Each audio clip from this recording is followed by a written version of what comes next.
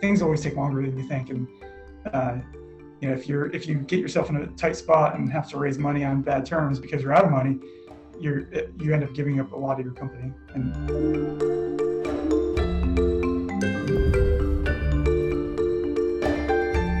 Bill, I'm excited to continue our conversation. Now hearing your journey, tell me, where did it begin? How did you get to where you are today? If I go way back to the beginning, I kind of grew up watching my dad run his company. He had a printing business, and I started working there when I was actually 7 years old. Not sure if that was legal or not, but I was stuffing envelopes for 3 cents a piece, and the faster I went, the more money I'd make. Oh, there we pretty go. much have working since.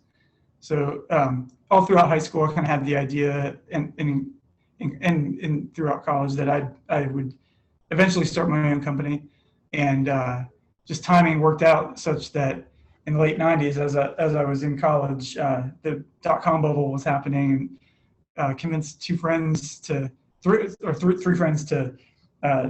drop out of school and start a business. And, we called it going pro early. A pro athlete does it. Why can't a software engineer? I like it. So we started a company. It was all about organizing parties and events online and creating a place where you could go search locally and find it. So we were college students, and that's kind of what we were into at the time. But literally, we launched that business on the day the NASDAQ started crashing, March 10th of 2000. It was a Friday, the first day of our spring break. We had this big plan to drive around and do a lot of marketing on different college campuses, and things started falling apart right then. So over the next few months, we pivoted to hosting content for newspapers who had events to publish, and over the next year, we went through a few other pivots, and eventually, it's a long story, but became an email hosting company. That's quite a change from parties to email hosting. Yeah, so it was about a 2-year journey from start to becoming an email company, and then about a 5-year journey scaling that to an $8 million revenue business and selling it to Rackspace out here in Texas. So lots of mistakes along the way, and we learned a lot. But that's how I ended up out here. And since Rackspace, so I worked there about 4 years, did corp dev, so partnerships, M&A, which was fun. And then kind of overlapping with that, started getting into angel investing, helped a friend open Capital Factory here in Austin, which is a co-working space and investment fund, as well as like a center of gravity for like startup events and things like that. But then around 2013, started getting the itch again to run a company.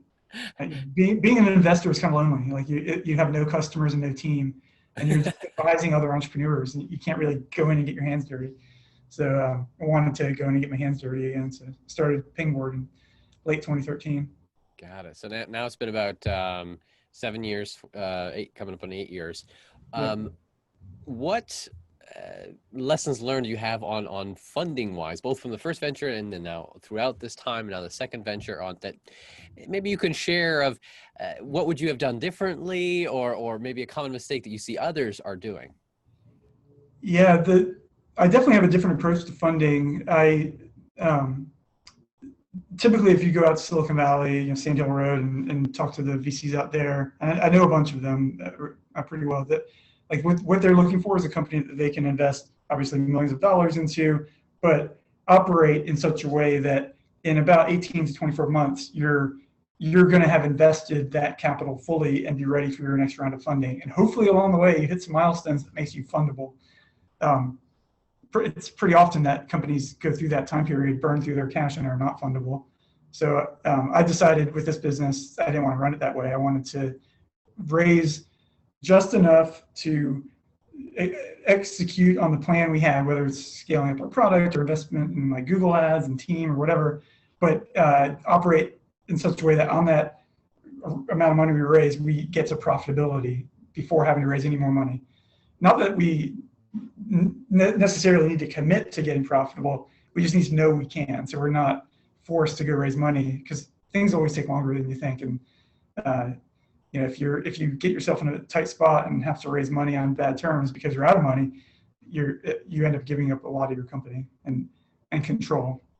So we didn't want to do that. I call it the touch zero operating model. You want to invest every dollar and nothing more. You want to touch zero in the bank account the moment you start getting profitable and your money starts climbing. You want to touch zero. I haven't heard that before. I like it. Touch zero. So then one is funding, and the next is then getting those customers, getting to where you're generating that profit. What does it take? What tactics have you learned that has worked well or didn't to get that first couple customers and be able to grow? The first couple is always kind of through your own network, typically. So in Austin, I had a bunch of companies that were scaling, and we started testing Pingboard with them and giving them free accounts and getting a lot of feedback, sitting with their employees as they used Pingboard for the first time, or if they had a bug, I'd drive right over and like sit down with them and see it in person rather than trying to understand what's on the screen remotely. But then once you get past that, I think is really what you're asking is like, how do you start getting that really growth? For me, my entire career has been building inbound businesses where you're typically search, some other strategies too, but typically where I'm trying to get in front of some sort of search term or thousands of search terms relevant to what we're doing, have a really strong website that converts, have a really strong onboarding experience that gets people to experience value and kind of that flow. I have a lot of friends that build companies kind of the complete opposite. They build a sales team and they have SDRs reaching out to generate leads, and they flip them to the sales team. We don't do that. We'll have salespeople talk to people, but it's much later in the journey after they've already experienced the product. Do you have a most favorite or impactful inbound campaign that you've really enjoyed, or say, wow, yeah, this worked well? I mean, certainly the thing that has worked the most, it's kind of boring, but just Google AdWords. You can just buy your traffic as much as you're willing to spend. You can buy it, and as long as you understand the economics down funnel, and it can look scary at first going and spending $10,000 a month in AdWords early with a company, but that's about what you need to spend to really start testing it and get enough data to know if you're getting the right traffic and to optimize your site to convert and kind of the things down funnel from there. So AdWords is what I know the most. The kind of second to that is like SEO hacks. So trying to like one of the things we've done a lot of over the past few years is find highly ranking content that is already out there, and then get links or purchase the content, get it through and redirected to our site. We now host that blog post or whatever it was, and we're kind of getting that page rank love from Google. Interesting approach. I've never heard that, purchasing the content and then hosting it. Because it takes a while for SEO to kind of grow organically. So if you can find something existing that you can just get today, like you get immediate benefit in a matter of days, not months, which is. And you just simply just like reach out to that person and say, hey, can I buy your piece of content? Correct. Yeah. And that works. Sometimes, not all the time. And more often, a lot of the highly ranking content actually belongs to competitors, so they're not going to sell it to us. Yeah, they're like, no. But you can go out and look at that article and what it says and write a better version of it and kind of over a few months climb ahead of them. So that's another strategy as well. That's pretty. But it is a long-term strategy for sure. Yeah. Right. For that first one, obviously, you just turn it on and money starts coming in. You mentioned about $10,000 spend. Is that with a company that's going to manage that for you, or is that just like strictly ad spend in Google and then you're managing it? So at that level, you probably want to do it yourself. But once you get beyond that, I would recommend working with an agency or hiring somebody that's just a pro at that stuff. But I think anyone that's got an engineering-minded mentality towards growth can manage it themselves at first and start proving it out. But you really do have to quickly understand the payback period is the number we look at. It's if you spend $10,000, how many months does it take to recoup that from the customers you got off that $10,000? So a really simple example is if you got $1,000 in monthly recurring revenue, as long as your churn rate is significantly low and you're keeping them for more than 12 months, you have a 10-month payback period on that. So you spent $10,000 and $1,000 a month pays back in 10 months.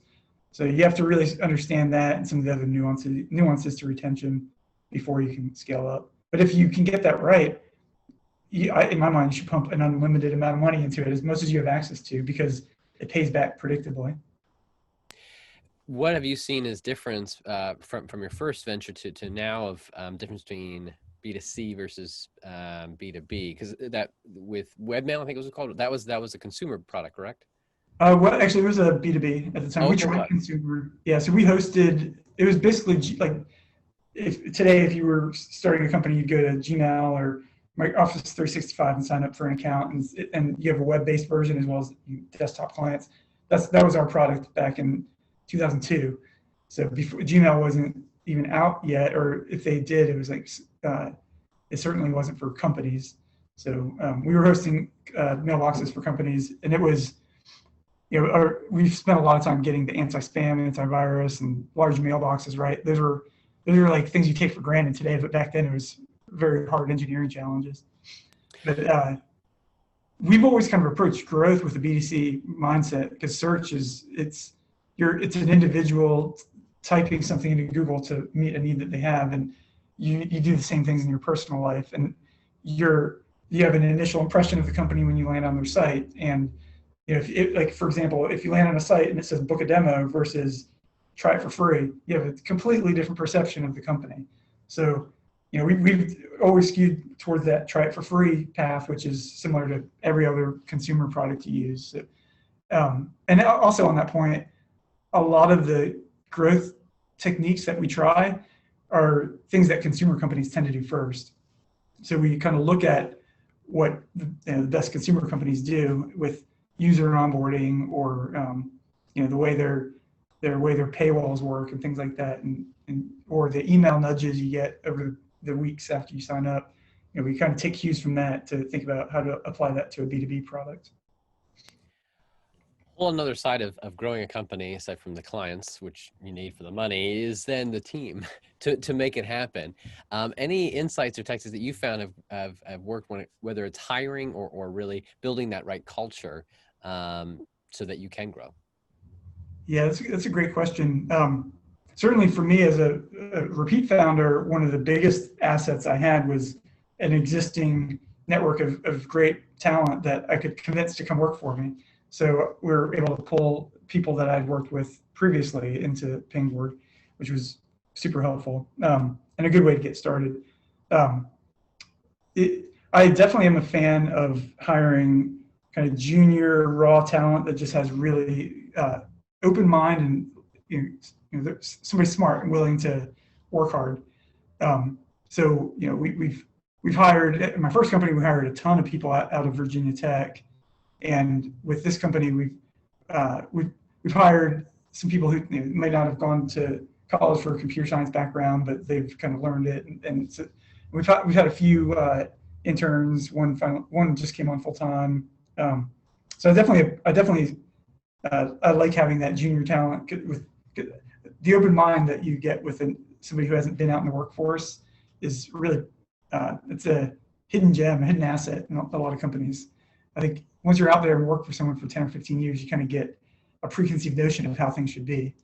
But when you get somebody fresh out of college or still in college, or I've hired people even in high school, like they don't have any of those preconceived notions yet. They solve things differently. When you're hiring someone fresh, obviously they may not have a lot on the resume. So beyond the resume, what methods do you use to assess the potential of a candidate? Depending on the role, so like right now we're hiring a data analyst, and we have a project that they work on. It can take probably just a couple hours at home, where we have used a hypothetical scenario with a data set that we give them, and they have to do some visualizations. Let's see, we hired a writer. We had them do a writing sample. We hired a biz dev person. We had them pitch us on how to approach a certain kind of partnership model that we were looking at doing.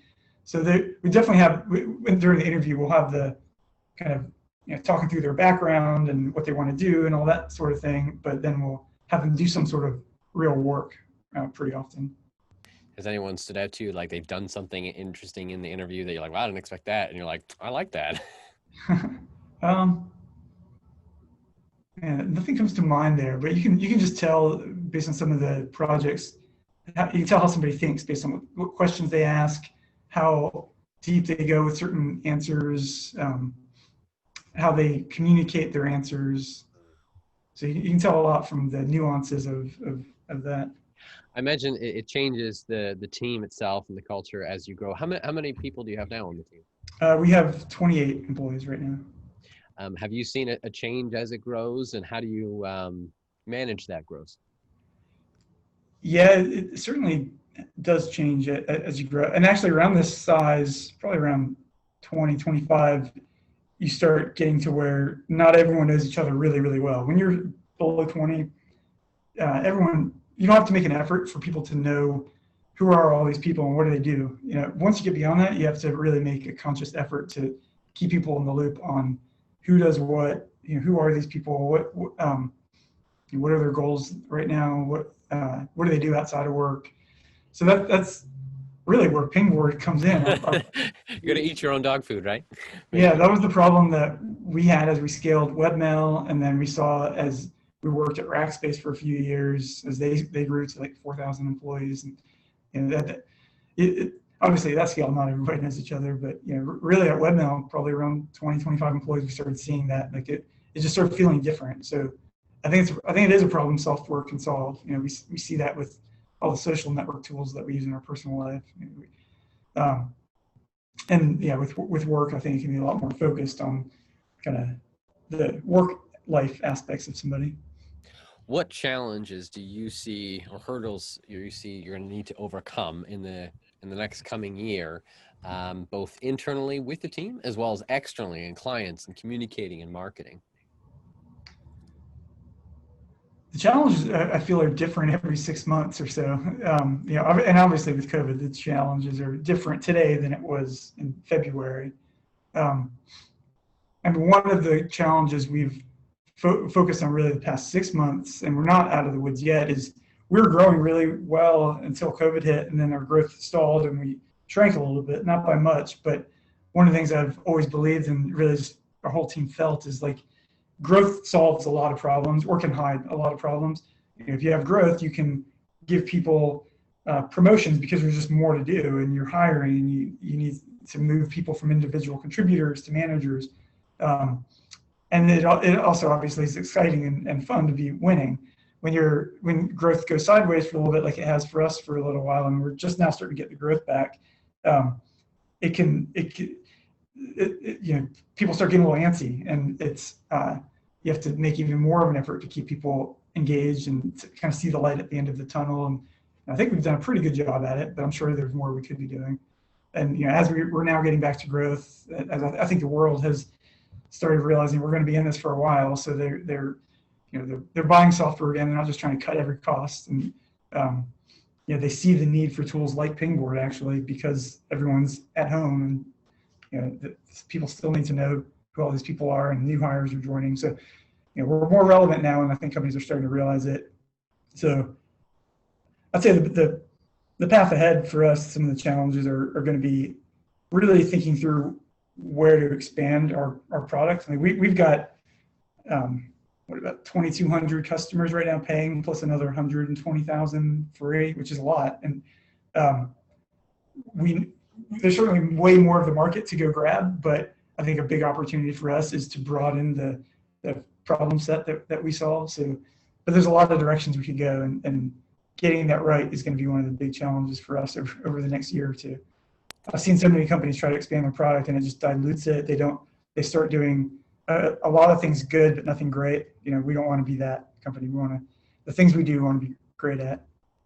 And that is the joy of you as the leader to have to make those that decision, the right decision, hopefully.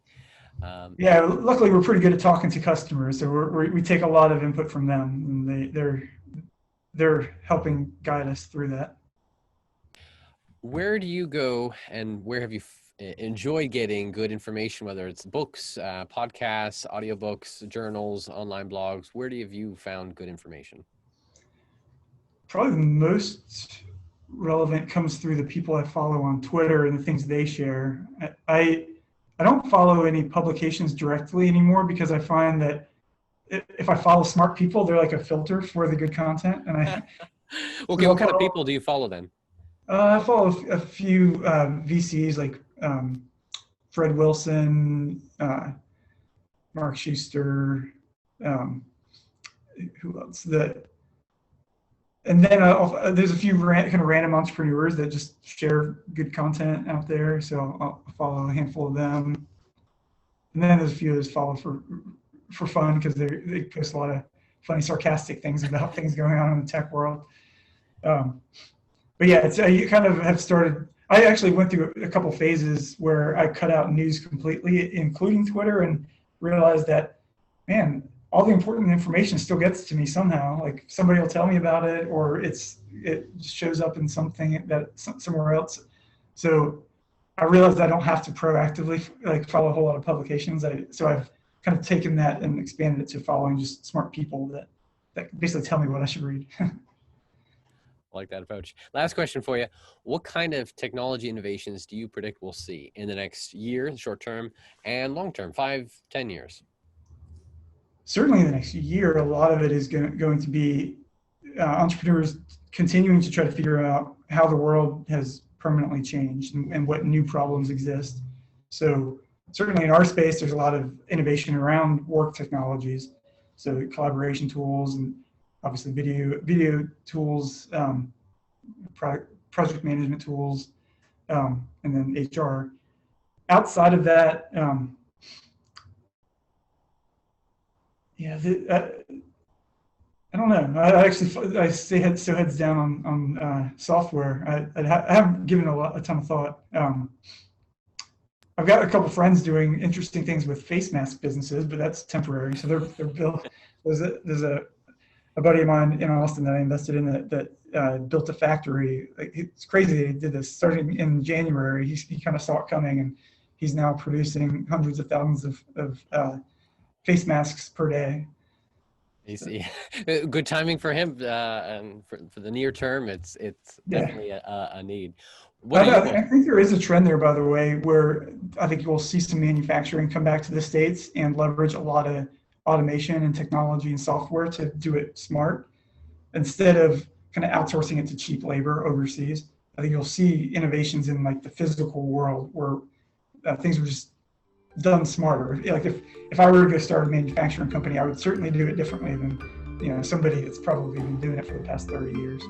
So I think we'll see more of that, like what my friend here is doing with the mask business. Have you seen a company using AI, machine learning, or other technology to transform the way we live, work, and do business?